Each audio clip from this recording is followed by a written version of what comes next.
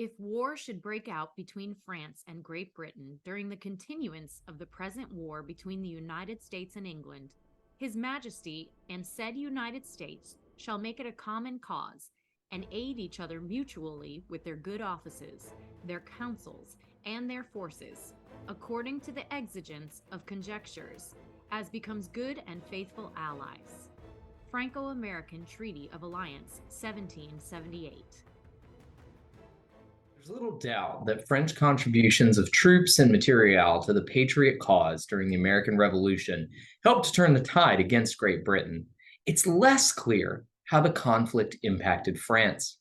I'm Frank Brazel, and in this segment, we'll explore what led absolutist France to support a fledgling republic in their revolution against Great Britain, looking specifically at the economic and territorial factors which stemmed from the 7 Years' War. While only provide a cursory overview of the war itself, this video will chart both French intentions behind and the eventual effects of the Franco-American alliances of 1778, and will connect the additional economic strain brought on by French involvement in the American Revolution to the cataclysmic events of France's own revolution in 1789. Welcome to An Unequal Partnership, the Franco-American Alliance and the American Revolution.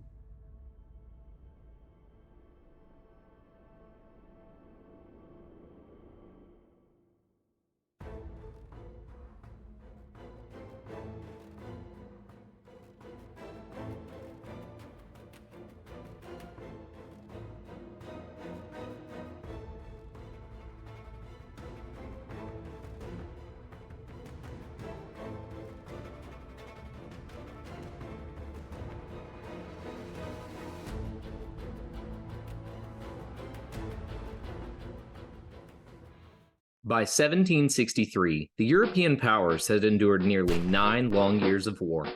The struggle, which began as a conflict over settlement of the Ohio River Valley, had spilled out onto every ocean and in lands from the Mississippi River Valley to India. Much of the fighting had taken place in Europe, but for France, the worst losses had come on the other side of the Atlantic. Long before peace was declared, Quebec had fallen to the British, and in the last 3 years of the war, battles had been fought from Guadeloupe to Grenada in the French Caribbean. The Treaty of Paris, enacted in February of 1763, stripped from France the islands of St. Vincent, Dominica, Tobago, Grenada, and the Grenadines, though the treaty restored to them the islands of Martinique and Guadeloupe. Long before the final draft took effect, France had already ceded Louisiana to Spain. Additionally, France lost Canada, territory that, according to historian Fred Anderson, had never been anything but a sinkhole of money, as well as posts in East India and Africa. After 9 years of conflict on a global scale, France's overseas territory was greatly reduced, and with it, France's power in Europe. Louis XV did not take the losses well. Pierre Vaudreuil, the ousted governor of French Canada, found his way to the Bastille as a reward for his failure. 13 years later, the same 13 British colonies, which had participated with Britain against France in the 7 Years' War, presented the court of Louis XVI an opportunity to restore French global interests. Shortly after the commencement of hostilities, and less than a month after the signing of the Declaration of Independence, the French foreign minister, the Comte de Vergennes, was meeting with Silas Deane, an erstwhile Connecticut merchant and the man Congress had sent to France to procure supplies for the struggle with Britain. At that stage in the conflict, France could not officially endorse or support the Americans, as they were still at peace with Britain. However, Vergennes had a plan that would support the Americans in their rebellion against Britain without involving France militarily. Vergennes orchestrated a connection between Deane and Monsieur de Beaumarchais, a French dilettante and agent who favored the American cause. Beaumarchais would serve as a middleman between the French and American governments so that France could not be implicated in any plot to directly support the American war. By this method, arms and supplies began their journey from French ports to the Continental Army. The French Army also furnished the Americans with an officer corps. Deane, exceeding his authority granted him by Congress, assured various French officers, many of whose abilities in the field were dubious at best, that they would be granted rank in the Continental Army. Some of these officers would later arrive in Philadelphia demanding exorbitant rank and generally making a nuisance of themselves. There were, of course, notable exceptions, such as the Marquis de Lafayette and Baron Johann de Kalb, who would serve with distinction in the Continental Army. Nonetheless, a firm alliance still remained out of the Americans' grasp. France was not yet willing to stake open war with Britain, though the latter was finding its list of allies growing ever shorter. It was not until the events of the Saratoga campaign of 1777, in which Continental troops under Horatio Gates and Benedict Arnold stopped General Burgoyne's advance down the Hudson Valley, in what should have been a British strategic masterpiece, that Vergennes and the King were convinced that it was possible for France to support the United States. During the late autumn and winter of 1777 and 78, 3 American commissioners, Silas Deane, Arthur Lee, and Benjamin Franklin, met with Louis's Secretary of the Council of State, Conrad Alexandre Girard, to develop 2 treaties between the United States and France.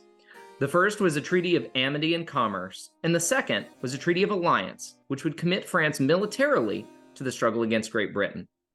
France began by dispatching a fleet under the command of the Comte d'Estaing, which would see action in Newport, Rhode Island, in the Caribbean, and in the abortive siege of Savannah, Georgia, before returning home with little to show for their efforts. While early French military involvement had yet to turn the tide in favor of the Americans, it was through commerce that France sought to utilize the struggle to gain an advantage in Europe. The most Christian king and the United States engaged mutually not to grant any particular favor to other nations in respect of commerce and navigation, which shall not immediately become common to the other party, who shall enjoy the same favor freely. Franco-American Treaty of Amity and Commerce, 1778. In Articles 11 and 12 of the Franco-American Treaty of Amity and Commerce, Girard and the American plenipotentiaries agreed to an exchange regarding molasses exported from France's Caribbean islands to the United States. This would make molasses exported to the United States free from additional trade duties. This movement of molasses, long since established in North America, would benefit the economies of the American states. In exchange, France would be able to import to those same islands any merchandise produced in the United States. While American manufacturing did not yet exist on the same scale as it did in Britain, this agreement demonstrated French hopes that eventually a strengthened American manufacturing machine could benefit France. In turn, wares from the United States would be shipped to the French colonies in the Caribbean in voyages far shorter than those from France.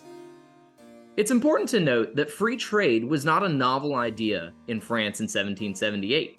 Nearly a decade earlier, France had removed the monopoly held by the Compagnie d'Inde over her East Indian trade.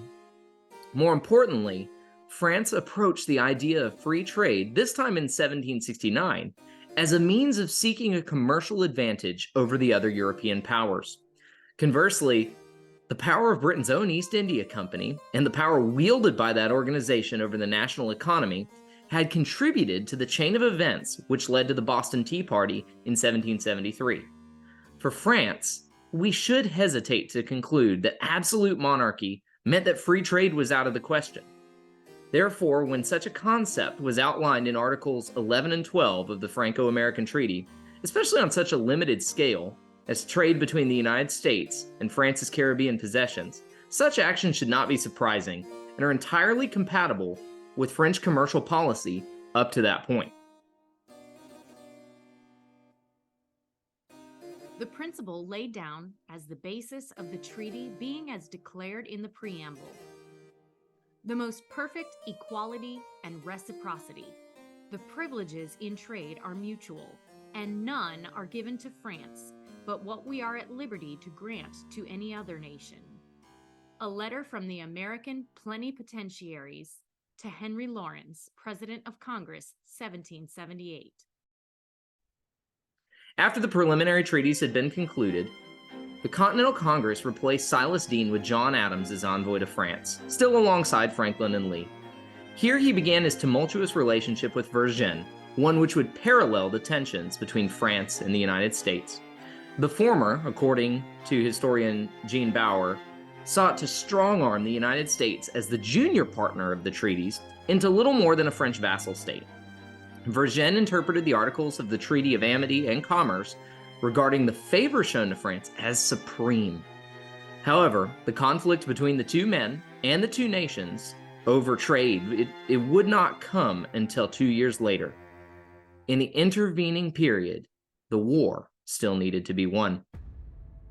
As the American War of Independence shifted south in 1780, so too did French involvement. D'Estaing was replaced on land by the Comte de Rochambeau, and on water by the Comte de Grasse, whose victory over the Royal Navy in the Chesapeake prevented Cornwallis reinforcement or extrication from Yorktown in the autumn of 1781. As the war cooled on the North American mainland, de Grasse led his fleet southward towards the Caribbean, where France hoped to take advantage of Article 7 of the Treaty of Alliance made 3 years earlier. If His Most Christian Majesty shall think proper to attack any of the islands situated in the Gulf of Mexico or near that gulf, which are at present under the power of Great Britain, all the said isle, in case of success, shall appertain to the crown of France. In the spring of 1782, de Grasse and the French fleet clashed with the Royal Navy under Sir George Rodney off the island of Dominica and were soundly defeated, thus ending French hopes of a quick conquest of Britain's Caribbean possessions. The French did not give up, however, and by the end of the year, they were assembling a combined Franco-Spanish fleet at Cadiz, with the ultimate aim of securing the rich sugar island of Jamaica before the war ended. There, too, French plans for the Caribbean were stymied as the war drew to a close with the drafting of the Treaty of Paris that autumn. While it was more than a year before the Treaty of Paris was finalized, mobilization halted and the invasion of Jamaica never materialized. For France, real problems were about to begin. Louis XVI had been eager to enter the war on the side of Americans, and even prior to French intervention, Versailles had appropriated 1 million livres for Beaumarchais' clandestine use. However, according to historian Robert Harris, Louis' finance minister, the Genevan Jacques Necker, insisted that the American war could be financed through loans, thereby avoiding the unpopular and politically dangerous course of increasing taxes, end quote. France was taking a gamble. The government would utilize foreign loans to pay for intervention in the war on the side of the Americans. And the provisions of the treaties of amity and commerce would assure preferential treatment in all trade and a form of free trade between the French Caribbean and the United States. And if the French could capture British Caribbean colonies during the conflict, the results of the arrangement would be multiplied. If any other nation acquires by virtue of any convention whatsoever, either in France or in the United States, a more favorable treatment relative to the preeminences, powers, authority, and consular privileges, the consuls, vice-consuls, and agents of the King Very Christian, or of the United States, reciprocally, will participate in the terms stipulated by Articles 2, 3, and 4 of the Treaty of Friendship and Commerce, concluded between the Most Christian King and the United States. Consular Convention of 1784. Unfortunately for Louis, Vergennes, and Necker, nothing materialized the way that it should have. The American understanding of the treaty was that France would receive commercial rights equal to the highest rights granted any other nation. For France, the understanding was that France would receive preference over all other nations. The Consular Convention of 1784, as well as John Adams' letters to Vergennes regarding peace negotiations as early as 1780, demonstrate this difference in opinion between the Allies. And so France was stuck. Their plan to utilize the Americans as a junior partner, if not a vassal state, in the area of commerce, had come completely unraveled, though the results of this unraveling were still 5 years in appearing. Necker, in his Compte Rendu, or a report on the financial status of France, has become infamous as though he intentionally, quote, cooked the books, as John Julius Norwich puts it in A History of France. Scholars of this persuasion view the error as intentional, concluding that Necker intentionally misled France by allowing the king to think there was a surplus when in fact there was a deficit. Robert Harris presents a different view, that in fact Necker had separated the ordinary expenses of the kingdom from the extraordinary expense of fighting the American War. If this is the case, then the connection between the American Revolution and the French Revolution becomes clearer. Bourbon France, in failing to see its aims for the treaties of 1778 fulfilled, was the maker of its own downfall.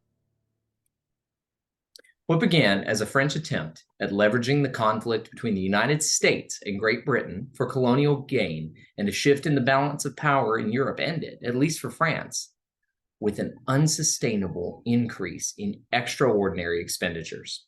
These expenditures, neglected by Jacques Necker and his Compte Rendu, as they were not figured into the ordinary budgets, would tip the already unstable French economy over the fiscal precipice.